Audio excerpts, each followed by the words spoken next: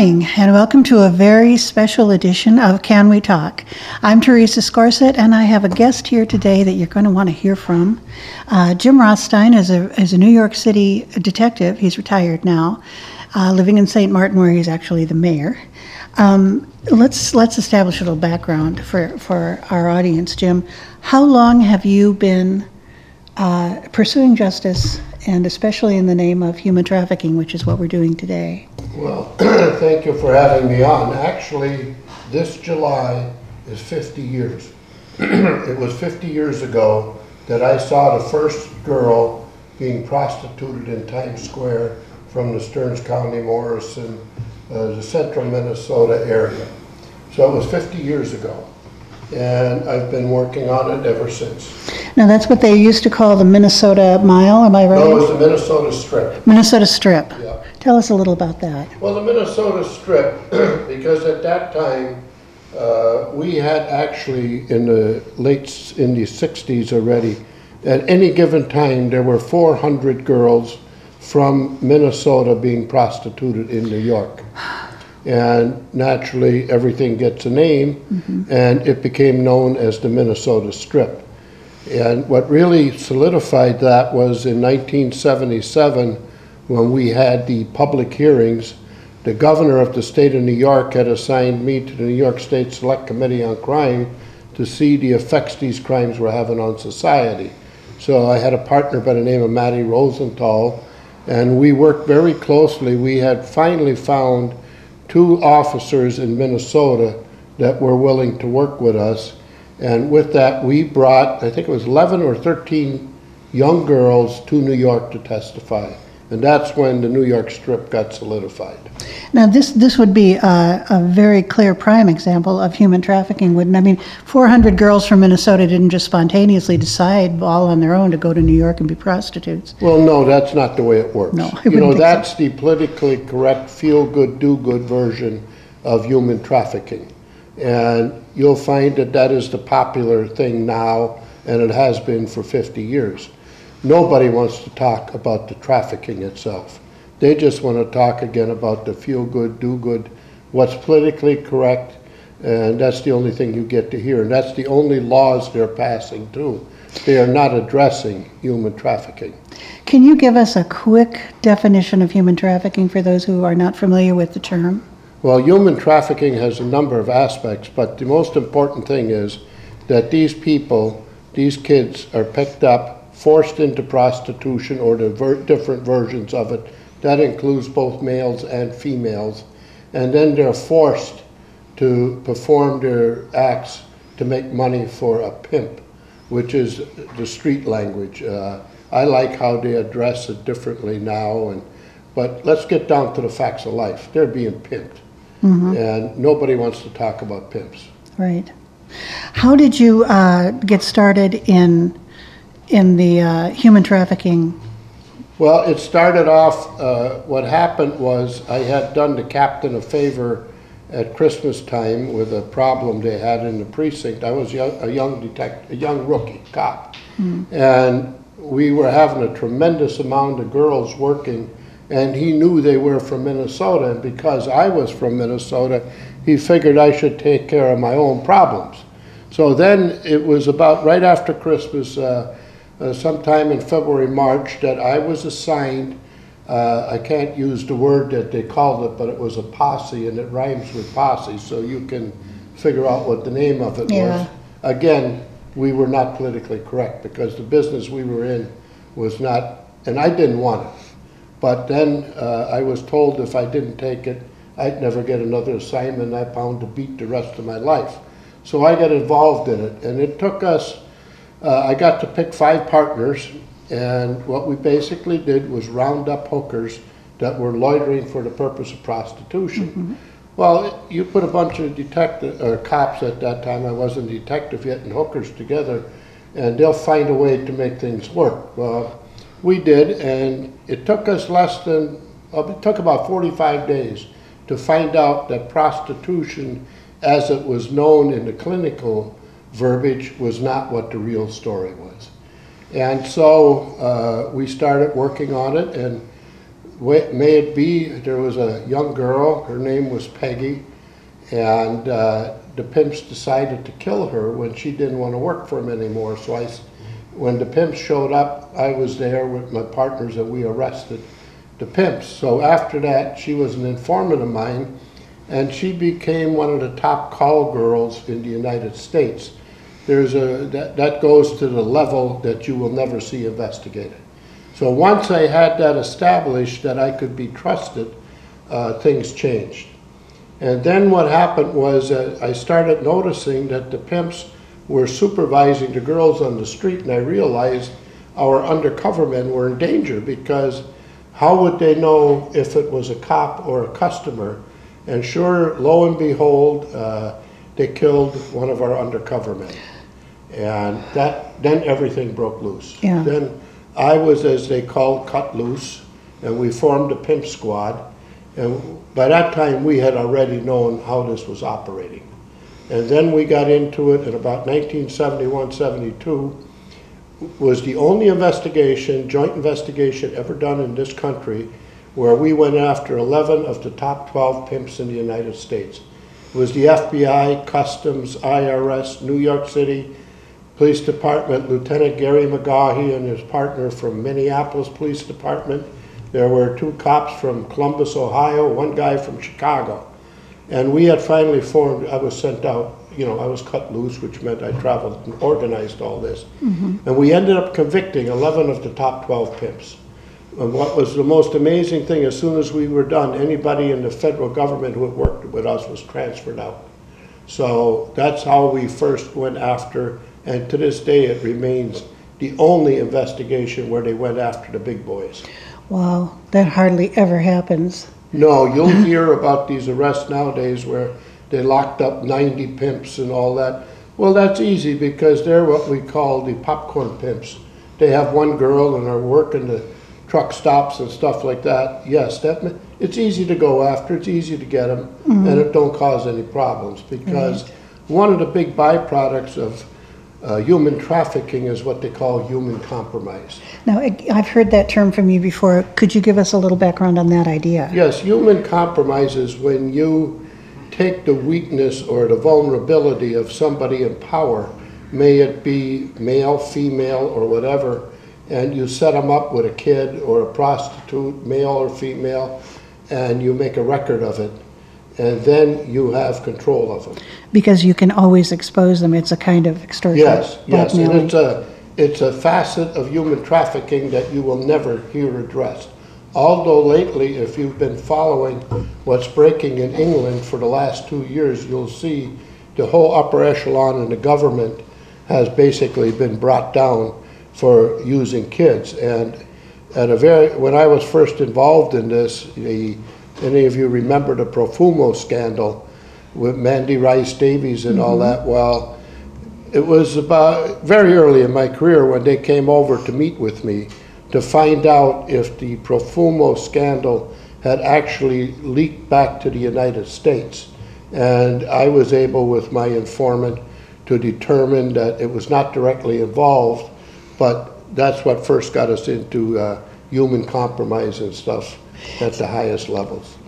So human compromise and human trafficking can happen at a very local level or internationally. Oh yes, it is. It's local and international. Wow. It's different facets of this. Like in St. Martin, we passed a resolution on human trafficking, and one of the things I address in that is human compromise. Because if you don't make that illegal, you got a problem. And number one, you got to protect these people. They're compromised, and that's why you can't get anything done. Right. I've had it from Robert Merritt, who was one of my top informants. I didn't really get to know him till 2 years ago. For 40 years, he gave me information, but when he thought he was dying of cancer, he called me to let me know who he was. And he wrote a book about Watergate, and in that book, he comes out how on the Watergate break-in and all that, which was human compromise too. So that's how we get into that. So is this the latest move you've made in the human compromise or in the human trafficking area? this resolution for the city of St. Oh, Martin? no. The latest one was, in fact, just this morning when I got a call from one of my people in St. Cloud. But on Tuesday, as a result of a phone call I got from Bemidji on Monday, telling me about how the young Native American girls are being trafficked up there as of Monday yet. Oh my gosh. And what's so interesting is that 50 years ago, we already had that, because one of the victims that came to testify was a young Native American girl who had been a thalidomide baby.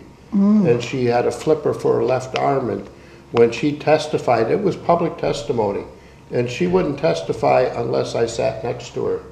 And she was a beautiful girl, soft-spoken, and she told us how she was trafficked from the Native American country up by Bemidji, Right. Black Duck area, down through Duluth to Minneapolis to New York. And this lady the other day that called me gave me first-hand information on how that's still going on today. So yes, this information is kept up, it's current. A couple years ago, I went to a conference in St. Cloud where they were going to talk about human trafficking, and they made their presentation, and I sat there. Nobody knew who I was. And finally, when they were over, anybody have a comment? So I got up and I says, well, I want to thank you folks that after 47 years, somebody is finally doing something. And they looked at me, and then I told them who I was. And I said, by the way, I said, there's still a young girl from Rockville, Minnesota that died. She was killed by her pimp, Red Dog. And I says, to this day, nobody has ever admitted who the parents are of that girl from Rockville, Minnesota. Oh my gosh. So that got me started on that. And eventually we formed a task force. And that, as you know, I told you, I ended up being asked to leave the task force because I didn't fit the Minnesota model. I find that so intriguing. I mean, you are a native of Minnesota. That's something we hadn't mentioned, which is how you got involved with the Minnesota Strip and the ladies who had been trafficked there. And now you're the mayor of St. Martin, and yet he's not a Minnesota model for starting up a human trafficking organization, or an anti-human trafficking organization, I should say. Tell us about this Minnesota Department of Health resolution. Well, what it did, St. Martin in 2014 passed resolution number 2014-08, which was in response. I observed two young kids in town that were going to be grabbed by some pimps who had moved into town. I recognized what was going on, and then I had an informant in the operation, and he told me, you better watch it, they're ready to take the girls. Oh my gosh. So I stepped in and stopped it, and both girls have ended up very well. But as a result of that, the city council in St. Martin and myself, we came up with a resolution which I'm willing to discuss. And what's funny is we passed the resolution and sent it to the governor of the state of Minnesota. The governor of the state of Minnesota found it in his best interest to send it to the Minnesota Department of Health. I gave you a copy of that request. And I find it interesting that this is a health issue. It is. When you're politically correct, feel good, do good, you'll hear me use that because it's so true. They're treating this as a medical condition. And everything I give, I have cases, investigations, tombstones, or something to back it up with. And that's not the way it works. You know, you got to work on this as law enforcement. And going back on that, there's a lot of things I cite here in Minnesota because a lot of people don't know the New York City Police Department don't just work in New York.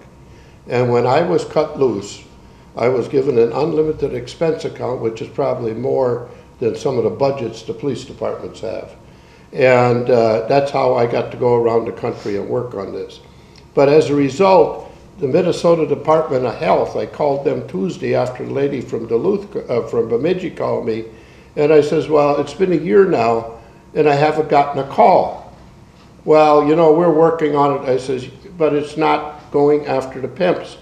Well, we have other issues, and that's the public safety group and them. I says, yeah. I says, I talked to them and they're not doing anything. And I says, that goes back a lot of years that I can go into that. And the lady, really, I felt sorry for her, because I don't know of how many doctors in the Board of Health or Department of Health have arrest powers. When you only address some of the issues and you don't go after the traffickers. And I cited her a case where a 15-year-old girl in St. Cloud that I had gotten when I was on the task force, when I was still considered part of the Minnesota model, you know, we found that she had been grabbed, and she was up here in a safe house up here in Brainerd. And at 2:30 in the morning, she disappeared. And I told this lady, I says, by 6 o'clock, she was turning tricks in Minneapolis. I said, she must be the fastest girl in the world to be able to run from Brainerd to Minneapolis and then start working. I says, we know the pimp took her. And this same girl we took in front of the mayor of St. Cloud, Dave Kleiss, and we sat her down and she started telling her story. And the mayor says, oh, you're a runaway. And this girl goes, wait a second. She says, I'm a runaway. She says, that man told me if I didn't go out and turn tricks and make money, he was going to hurt my mother and my brother. And I'm a runaway? Well, this is what you do, because as long as they're runaways and homeless, it's not a crime statistic. Right. So, you know, you're covered with that. But here's this young lady, and telling him flat to his face, and I offered to even tell him what it was, and I've never heard from him to this day. So you can see it's not just the Board of Health or Department of Health or even the governor. But like again, when you want to, we should go into this resolution so that people understand. And the biggest thing that we addressed in that resolution was you have to protect the cops. First of all, they don't have the money to do this right. This is expensive to investigate this. These pimps are fluid. They are constantly moving their girls around, which makes sense. You know, wherever the money is, you go. Sure. And then the thing is, every law enforcement agent, and I have the names, that has ever worked this stuff above the, like I say, the lot lizards, his career is over. I don't care what level of law enforcement touches this. That's why it's hard to find an honest cop that is willing to take this on. Well, of And course I'm sure there's people in the audience that are going to say, well, I says, if they want, they can call you and you can put them in touch with me, and I will give them the names and the cases. Like I said, everything I have has names and cases tied to it. Okay. And that is as of within the last 5 years, I was still told that you know we can't investigate this. And it's true. I mean, who do you expect to throw themselves on the sword? Yeah, yeah. So that's how we got this here, and the Board of Health thing, and that's why it's so important for our city councils to pass this resolution. Give us some of the highlights of that resolution. Well, the first one, it goes into all the descriptions, but the number one is any person or entity who uses human trafficking, children, child porn, pedophilia to compromise, extort, or cause another person to do an unwilling act shall be guilty of a felony with a mandatory 25-year to life prison term, no parole, prison sentence. Now, originally I had that as the death penalty, but a number of our Mothers Against Trafficking were nuns from St. Francis here and St. Benedict, so they didn't really agree with the death penalty. Okay. So I made it 25 to life. But, you know, you got to sometimes compromise. Now, this is the one that you have to worry about the most, is the human compromise. The victims of that very seldom ever live. The others you always have hope of recovering, but this here one very seldom. Any person or entity that buys, sells, trades, or in any way promotes, enables, or profits from human trafficking, pedophilia, human compromise, extortion, or uses children in a criminal manner shall be guilty of a felony with a 25 to life prison, no parole. That's self-explanatory. This covers everything, you know. The third one, the use of electronics. Now you'll notice in modern day, all of these things, they have all these different websites and different ways of communicating, Facebook, social media, or any other form of communications to facilitate, promote, or further human trafficking, child porn, pedophilia, human compromise, extortion, the use of children in a criminal matter shall be guilty of a felony with a mandatory fine of $1 million per incident and 10-year prison sentence for each party involved. Now, you start enforcing that, like you'll read in these cases, they're using Backpage and everything else. This would even mean if the pimp waves across the street, that's a form of communication. Okay. That's what he gets. Now, number 4, any person, agency, or other entity that interferes, threatens, harasses, impedes, or in any way compromises an investigator, investigation, prosecution, or witness in a human trafficking, child porn, pedophilia, or criminal use of children case shall be guilty of a felony and a mandatory 5-year prison sentence.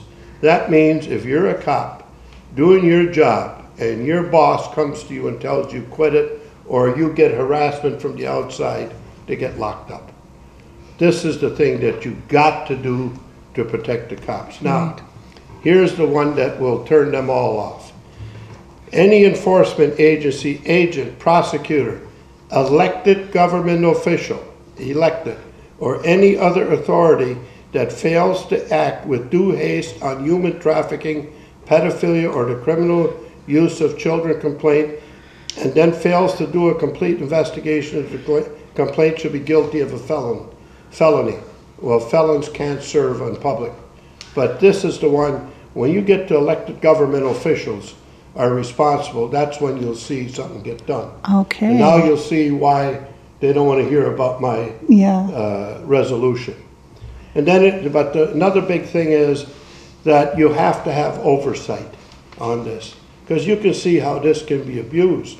And there are many cases that I can cite where inexperienced people thinking they were doing the right thing went after innocent people and just destroyed whole families and communities. And this is why you need oversight to make sure. And I address all of that. And there's a whole history behind this here. Oh, I'm it's sure like the Minnesota Department of Health said, well, Jim, you guys made that up. I says, yeah. But I says, there were some very good legal minds that helped me with that. People I have worked with over the years on this. So if anybody wants, again, there's much more with this. It gives you the purpose and need. It also gives you the description of the different things like what is an unwilling act, extortion, profits, haste, and all that stuff. So everything is covered in here. It also has a page that what constitutes human trafficking. And I think everybody should look at that. Take it to your city council. Yeah. See what they do with it. It should be interesting. We'll try to get this up on a blog too. We can put it on Robin's blog if you're cool with that, Robin. Remind me again, it's R.L. Hensel blogspot.com. My blog is robinhensel.blogspot.com. robinhensel.blogspot.com. So if you want to see more of that document, if you want to see that document, look there for it. And that's ROBIN. ROBIN. HENSEL. HENSEL. blogspot.com. And Jim, this covers so many bases. It's clear that you've foreseen so many of the problems that might arise around trying to get this resolution effective on the street. So thank you so much. That's 50 years of experience, folks. 50 years in this business. And there's one other thing that's with this too, is if you do this, you'll start seeing things happening.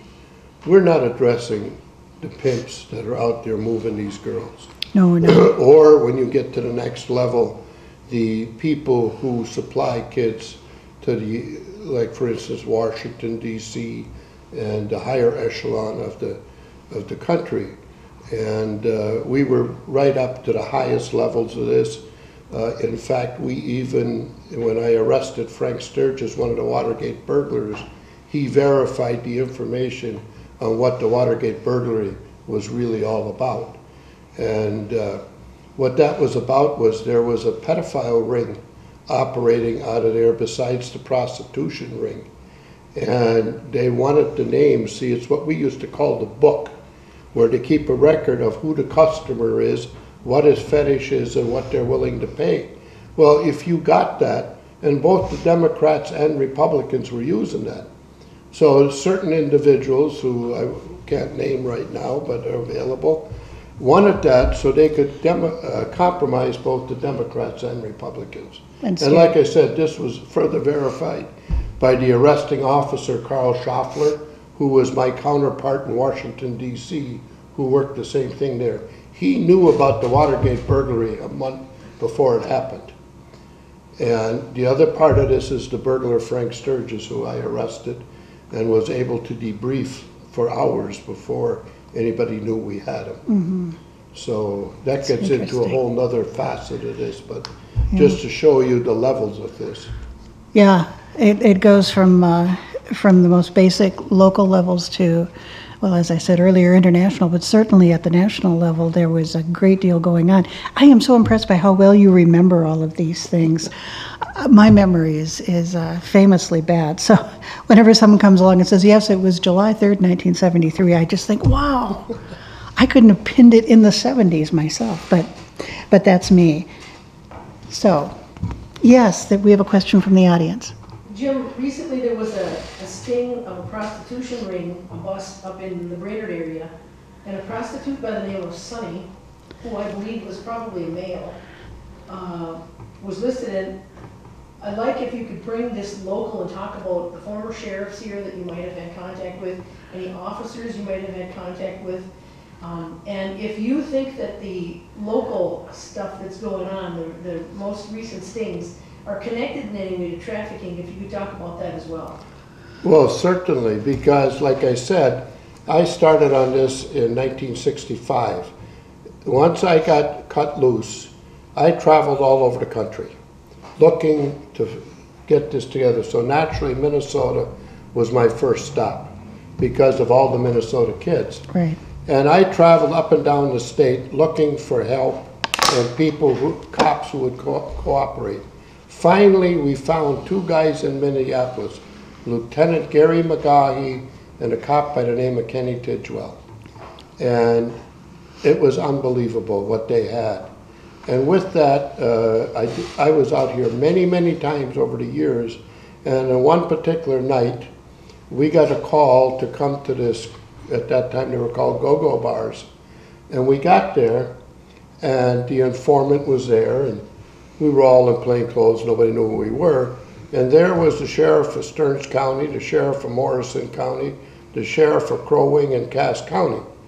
And they were putting $50 bills in the girls' G-strings. Oh my gosh. And I don't remember what their names were, but you can look it up and you'll find a timeline that fits in. And later on in our investigations, when we brought the kids to testify in New York, a lot of this came out. It was well known what was going on. And years later, when I came back here, the sheriff of Stearns County at that time was Charlie Graft. He verified much of the information that I had gathered at that time. And then just a couple of years ago, I was up here, and there's a former sheriff here by the name of Jerry Zazalski. I don't know if any of you remember him. I don't. And Charlie had told me to go talk to him. And I think that was the saddest interview I ever did, when Jerry told me how he had become sheriff for one term and then was replaced. And he verified all the different information that we had because the kids were coming from here. You don't get 400 kids out of Minnesota without affecting every area. And like I said, these kids testified in public. It was on television. Mm-hmm. And for the people who don't want to believe that, you look in the New York Times, Selwyn Rabb wrote the article about when McGaughy and them guys came to New York to bring the girls back to Minnesota, and they couldn't find any. Because once we went after them, the pimps took their girls out. Now, the other one was in the Minneapolis Star, or at that time I think it was called the Tribune. They wrote about how McGaughy and them, then when they got back, their careers were over. But the information that we had gathered with McGaughy was just tremendous on the human trafficking in this state and how they were harassed, and eventually him and Tidgwell were both crucified. In fact, here just a couple of months ago, I was up here and gave a speech, and there was a guy in the audience who told me, well, he says, Kenny just died, and he says, the rest of his life he lived in fear. Why does a cop have to live in fear for doing his job? Yeah. So, you know, and this was right here in Little Falls at the VFW where I was told that. So, and this goes on, and that's why there's so much more. But this is what happened, and like I say, we were out here, the cops, we found two guys, which the two guys in Columbus, Ohio was the same thing, they got crucified. The only guy that didn't get hurt too bad was the guy out of Chicago because his uncle was the governor. So he didn't have any trouble, but yes, we had a good connection going. We were really putting a hurting in the trafficking business. Yeah. But right now it's worse than it's ever been. I wonder if it's any consolation to victims of trafficking to know that the people who are trying to help them are doing it at such risk of their reputations, their careers, and sometimes their lives. I wanted to talk more about Mothers Against Human Trafficking. This is a task force that you were on in St. Cloud, Yes. am I right? And yes, and that got started. The last time, there were 4 separate investigations I was involved in. I was the only New York cop detective that was there from the day I told you how I got started till when we got stopped. The governor himself with the State Select Committee on Crime got stopped. So by this time, though, we had hired the Policy Science Corporation, which was under Harold Laswell, who was a Freudian scientist. I mean, we brought all the people in to find out what was the psychology behind all of this and that. And when we got stopped the last time, at the last meeting I had with Harold, I says, Harold, how will I ever get this accomplished? And he said a very interesting thing. He said, Jim, the only way you will ever get to do this is if you get the mothers to stand up and protect their children and make the husbands and men do what they're supposed to do to protect their children. And when I say husbands, it refers to not only husbands, society. And that's why when we started the Human Trafficking Task Force in St. Cloud, one of the first things I did was start the Mothers Against Trafficking. Mm-hmm. And we used it a couple of times and it was very effective, but we never got to go further before I was asked not to attend anymore and the whole thing stopped. But here's one of the things, if you can see this, this is a poster that's made up, and what it does, it very clearly shows you, and it has explanations on it about what this is all about, how these kids are trolled, what they are, and why these things happen. And the best one on there is a candy store. The candy store, part of it is reference to any location where these pimps and pedophiles can go to find kids is called a candy store. That's part of the terminology. But you'll see this is a chicken hawk. A chicken hawk is a person who preys on like the kids you see walking here. And these kids are referred to as chickens. And there's a reason why, which I won't go on air, but you can read it on the poster. And the other one is you'll see a cop has a blindfold on. Don't blame the cop, because if he does, it says right here, his career is over. So how many guys are there that are willing to sacrifice their life for something like this? You'll find them. Every once in a while, you'll see a cop stand up. You have a guy here in Minnesota right now, Grant Schneider, out of the Minneapolis Police Department. I've talked to him a number of times, and he just hopes that he can finish his career in what he's doing. And he's basically doing what Lieutenant Gary McGaughey started.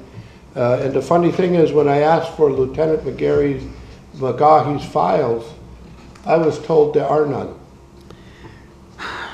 So what does that tell you?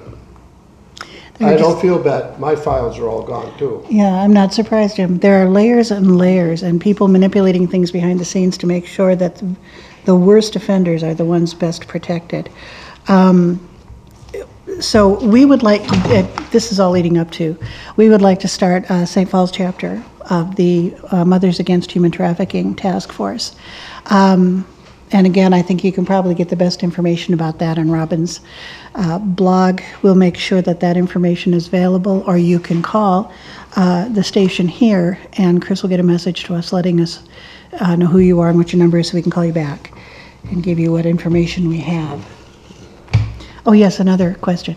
People can call my phone number if they like for information. We would love for any mothers, fathers, anybody interested in this cause to be involved, and we are personally inviting the Franciscan Sisters to join us in this effort. My phone number is 320-360-3931. I would just request that people call before 7 p.m. in the evening or after about 9 a.m. in the morning. Again, that's 320-360-3931, and Chris is going to have a community announcement about our newly forming group for Mothers Against Trafficking up soon on the public access station here. Right. Okay, one other thing, while Yes. I was on the task force, to show you that this information isn't old, I have a list here of 32 pimps identified in the St. Cloud, again, in this strip that goes and operates. And it was interesting, at the very first meeting we had of the task force, I was seated across the table from what I call Jane Doe 1. And just so that people don't think my information is old. And Jane Doe 1 tells me about the 15-year-old I was describing. 14 feet away sat the acting police chief of St. Cloud, Wilson. A good man, he's since died. He was very interested. But when I asked her, why don't we tell the police chief? He says, oh no, I can't. I said, oh, okay, so we got the girl. That's how we found out about Jane Doe 2 and got her out of the business. But in the meantime, working with that person, we were able to come up and we have identified these pimps.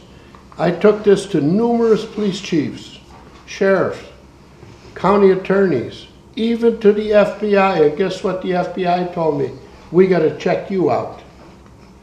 Now, they know full well who I am. Yeah. Don't kid yourself. Yeah. But this is what's happened. I have never, from anybody, gotten a call on this list or asking for information on it.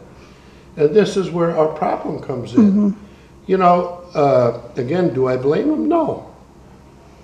It's just the way it is. And I have the times and dates and everything when it was offered and this and that. So this is the thing that the people, and this Mothers Against Trafficking, you get a bunch of mothers that are not in a happy mood, and include a couple of nuns that are mothers of the church. And I will tell you, you'd be amazed how quick people listen. We did it, we made 3 visits, and it worked, but then it was stopped. And this is not easily done, because remember, the biggest reason is that the people are doing nothing about it. And one of the reasons they're doing nothing about it, we don't want to get a bad name. I have right now a dozen victims that are floating out there, and there's nothing to do, nobody to go to. Yeah, question. I was just going to suggest, Jim, that you talk about how many people over the years, and even recently, have called you that have or are victims, that their lives have been disrupted, messed up in some way. And if you're willing, maybe you'd like to give out your email or contact information, your phone number, something. So if there's someone out there that has information or is in need of someone to talk to, that they might be able to get a hold of you? Oh, sure, but I suggest they do that through you. You're the one that started this organization, and I can't do it by myself. I need people like you to support me. I will gladly help how to do it and everything else, and then funnel it to me so you're aware of it. Not that somebody says, which they have done, and I have the actual thing in my reports here, where a deputy sheriff in Stearns County says that I make all this up. And that was in reference to the young boy, Josh Gimone, that disappeared from St. John's. He said that my information, I make it all up and isn't reliable. So you can see how this works. Yeah, we need plenty of voices. I just also want to suggest that I think some of the bravest people in the world are those who have been victimized in any way and have the courage to speak up, speak out, be part of a group, try to make a difference in someone else's life who might be messed up because of the same thing that they might have to go through because no one dared to speak up. And I'm going to suggest that some of the victims probably have a lot more courage than at least some of the law enforcement, even the higher echelon law enforcement people have, at any level. Well, I have numerous, 10, 15 victims right now. And in fact, I just heard another one. And they call me, and I've asked them, why do you call me? Oh, we can trust you and you know what you're talking about. I have a young lady that just as of Monday finally got her benefits from the Veterans Administration. She was a victim in the military, and she was used as a deposit, as you might call it, and when she finally got out, she spent 10 years hiding in her bedroom, till one day somehow she got my name and called me, and she went after her benefits and she got them Monday. So finally the lady can see, and she's gotten rather feisty. Let me tell you, they tried to accuse her of everything and anything, and she is just unbelievable. I have another one, codenamed Jane Doe 4. She is a victim of the Smiley Face Killers, which is an offshoot of the Son of Sam case, which follows Interstate 9094 across where all these college kids end up drowning in streams. And she's another one. She's been on the run. I finally found a place where she has relative safety, but it just goes on and on. There's many of them right here in this 4 or 5 state area. A resort calls me up from up in Cass County. A young girl comes running to them for help because they were using her as a sex slave, and she had no place to go, so they called me.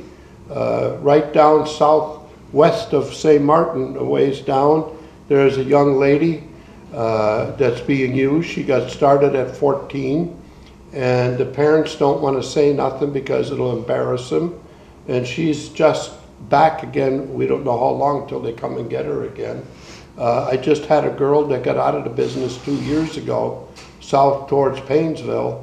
I also have a file of 22 names of perverts or perpetrators in the southern area there. So yes, there's not a week that somebody doesn't call. Some people say, well, how do you know they're telling the truth? Well, there are certain things when you know what this is about, when you hear it, you know it's true. Only a victim will know. And I don't even call them victims, they're survivors. And I'm going to tell you something. You got to sit there someday. Let's give me some, again, I'll give you some examples. These names I can use. Tina Diamond, a black female out of the southern part of our country, kidnapped at the age of 13 and forced into prostitution. And when I got her, I had arrested her many times in our posse and different things, and she'd become an informant. But at one point, her pimp beat her to an inch of her death. And she was laying in the hospital, and the detective thought she was going to die, and so did she. And her last wish was, get a hold of Jimmy Boots. My name on the street was Detective Jimmy Boots, because I wore cowboy boots. Not many detectives did, there were only 2 of us. But anyhow, when I went up there and talked to her, and we got her out of the business, and she went to work at Montefiore Hospital. She ended up raising a family, and I never forget, Mother Superior would call me occasionally. He says, do you have any more girls like this to work here? She, again, she needed that help. Mm-hmm. Now there's another one, another girl, excuse me, her name was Tina Diamond. That's the name you just gave us. No, the first one was Little Mama, I'm sorry. Oh, okay, that's This okay. is Tina Diamond. Okay. When I went looking for her, she's same thing, out of the South, kidnapped, forced into prostitution. And when I needed her as a witness against her pimp, Jimmy Diamond. And I found her in the mental ward at Elmhurst General Hospital. And the doctor, when we called him, I says, I got to talk to her. He says, don't worry, don't bother coming, she's catatonic. She's been that way for 2 months. She's completely out of it, shock treatment, pins, nothing works. I says, don't worry. So I took an IRS agent I was working with, and we went out there, and there she sat in a chair, straight up, looking straight ahead, and just nothing. And all I did was say, Tina, what's going on? She says, is that you, Mr. Boots? Help me, help me. She gets up, walks over, and throws her arms around me. Oh my God. And we got her out. She testified and put her pimp in prison. And she had to finish some jail time, which was totally wrong, because the city of New York had become a pimp themselves. What we would do is arrest the hookers, they'd get fined and given 60 days to pay or 30 days to pay. The only way they could pay that is go turn more tricks. Right. But anyhow, we got her out. So yes, there are many cases, and this goes on. It'd take 10 hours to tell all the different stories. And this is up till now. The 15-year-old just had a baby in the last couple of weeks, but that's not going to be the end. As soon as she's ready, that pimp will have her out there again. But we got to get rid of these pimps. And then you talk about these laws we have passed. We're going to take care of the victims. We're going to put them in homes. We're going to do this. We're going to do that. The girl up here in Brainerd, kidnapped, taken by her pimp. What do you think? Some pimp ain't going to come and get him? Yeah. And this is what you got to go. How come we don't hear, although Stearns County, Janelle Kendall did tell me that they prosecuted one pimp finally. So this is where the problem is. How many have they prosecuted here in Morrison County? Would you know, Teresa? No, I have no idea. Or anywhere. You know, I'm glad to see Chelsea came down from the Brainerd paper to interview me. And you notice when Baxter did it, they used her name. But finally, they're doing something. They're going after the Johns. Well, that sounds so good. Doesn't it sound wonderful? Except it don't work. And there's a lot of problems that come up. You have to do it, but it will not solve anything. They're still not going after the pimps. Yeah. And these pimps are going to be out there forcing these girls to turn tricks. And I hate to tell you what they do to these girls if they don't make enough money. So that's what goes with that. So there's the human trafficking, Mothers Against Human Trafficking needs to address this problem on many levels. The legal level, the emotional level, the Yes. community level. There should be a way that survivors, as you put it, of trafficking can meet with one another and exchange stories and survival techniques and find out ways to cope. Well, yes, and they're doing that. And again, what amazes me, in New York, we had done all of that. But the one thing we did have, we had a pimp squad. And I will tell you something. There was not a pimp that would violate the rules of the pimp squad. If we had a girl, they knew she was protected. And this is the big thing. If you don't protect these girls, the pimps will come and get them. Of course, because what an easy Yeah. way to make a living. You just sit Yeah. back and send your prostitutes out to make the money. Why, certainly, and this is the part when you're going to do these good things for these girls. And then what are you going to do with them when you get them? These are street kids now. They've been ruined. And if you don't know how to deal with them, you're only going to make it worse. Yeah. And that's why we had all these different people, high-ranking, supposedly people that knew what they were doing, and to work with. In New York, it still took 30 years after I retired before they finally figured out that these girls guilty of prostitution should not be held against them because they were forced to commit these crimes. Now, one thing is, prostitution, they say, is a victimless crime. See, that's feel good, do good, politically correct. The only victim in prostitution is the prostitute herself. Yeah. And don't ever think that all prostitutes are victims, because there are some of them that do the work both ends. So you've got to know what you're doing when you get into it. But you can't hold the girl that's been forced to commit a crime liable. I've got the girl, Jane Doe 1, right now, called me about 2 weeks ago. She's been arrested for prostitution in Waite Park. I walked up to the police chief of Waite Park and showed him this list of pimps. He wouldn't even look at it. And I gave him my card, he never called me. Now they arrest her. Sure. Now, is there something I'm missing here? I'm sure that there's nobody in your audience that doesn't understand what this is about. How come they don't? Right.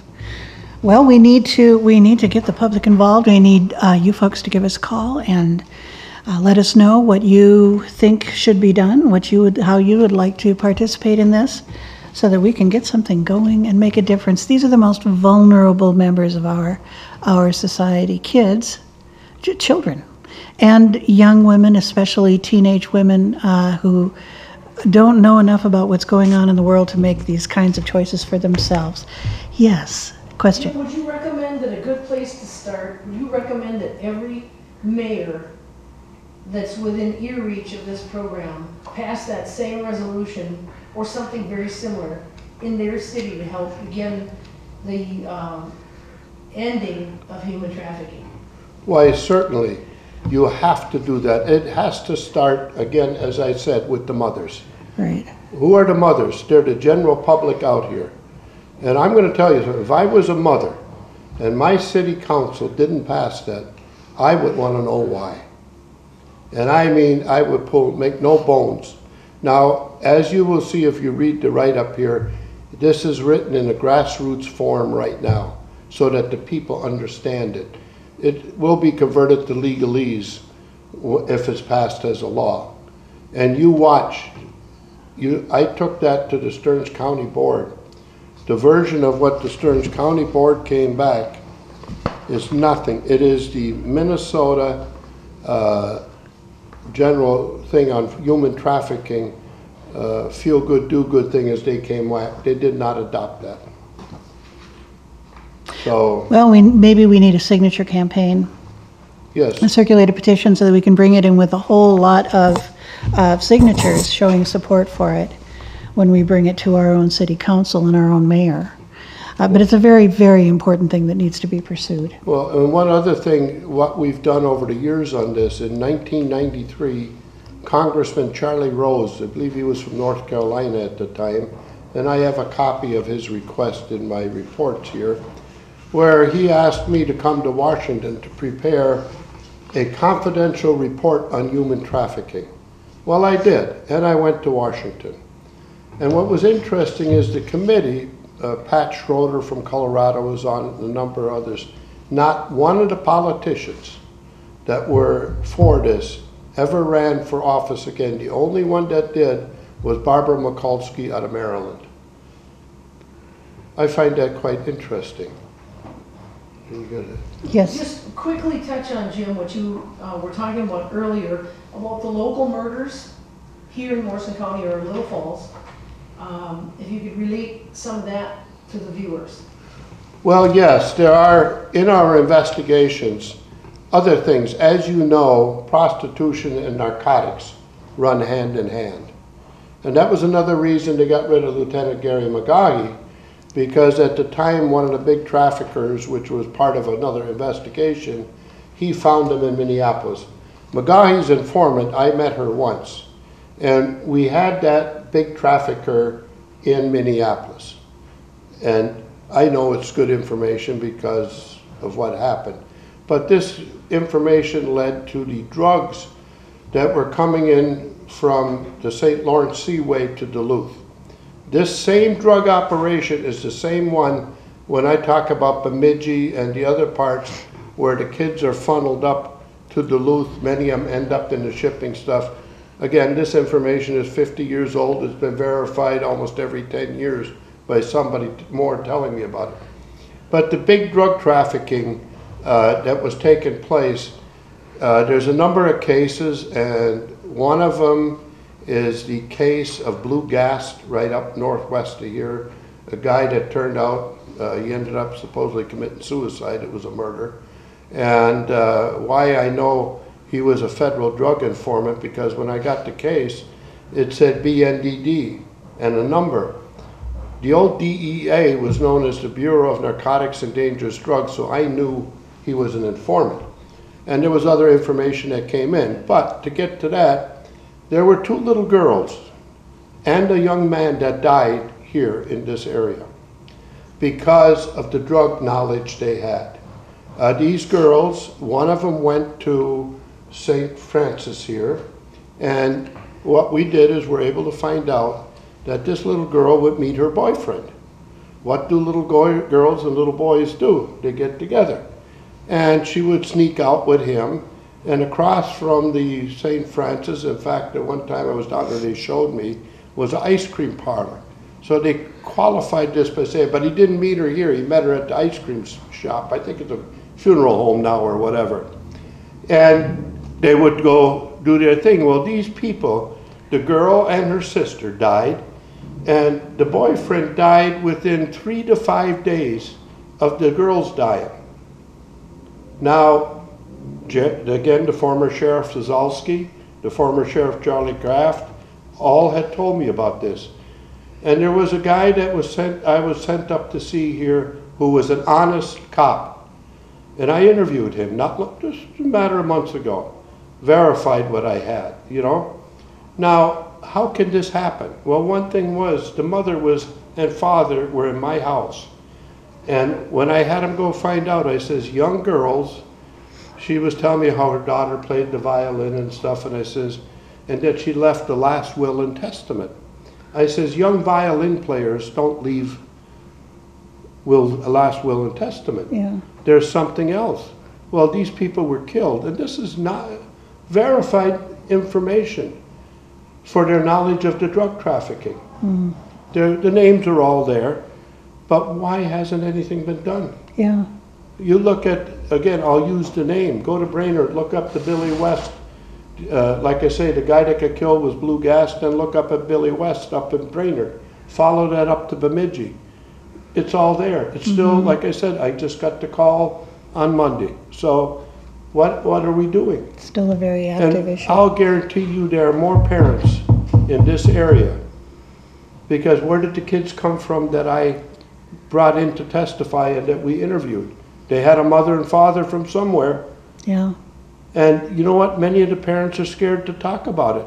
Oh, look what they're going to do to me. Look at the bad name we're going to get. Forget the bad name. You know, stand up and do what you should for your children. Yes. And this is the thing all that the just, children.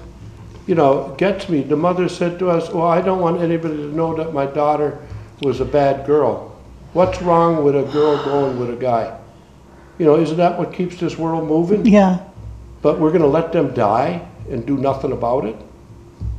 There's more. There's more up here. And they all know about it. You know, I bet you there's half the population in this county knows about it. Well, you know, there's courage in numbers. So maybe as the organization grows, people who have a personal stake in this, whose own children have been And then protect involved. the cops that are going to do something. Yeah. If you can't protect them, like myself, you know, I don't complain about what happened. I knew what I was doing. I knew what would happen. But, like Harold Laswell said, if you'd have had the mothers behind you, they could have never touched you. And I find that to be true. I found an honest cop up here. He's retired now, but there's more. Don't kid yourself. I've talked to some. But how can you expect them to do your dirty work if you're not going to back them? Right, right.